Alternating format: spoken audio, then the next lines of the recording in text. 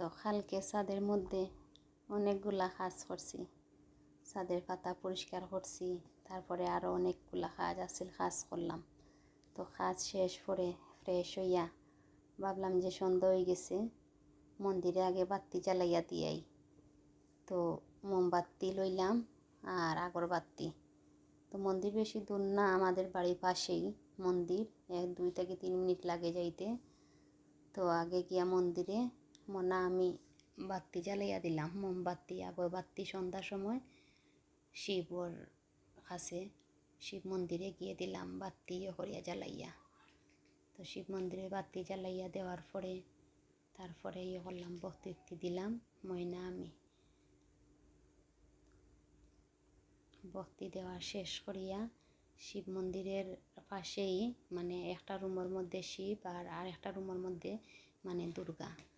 তো শিব মন্দিরে ভক্তি শেষ করিয়া তারপরে আরও একটা মোমবাতি করলাম, লইলাম আগরবাতি। তো আগরবাতি আর মোমবাতি আমার মা আমার কাছে দিল। তো মোমবাতি দিলাম তার গেছে, আগরবাতিও তার গেছে দিলাম। তো শিব মন্দিরের পাশেই পাশের রুমেই দুর্গা মন্দির।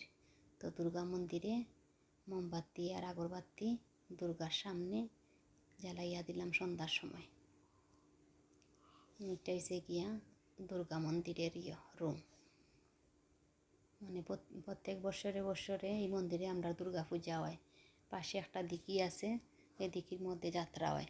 তো দিলাম মন্দিরে মোমবাতি জ্বালাইয়া আমি। তো মোমবাতি জ্বালানির পরে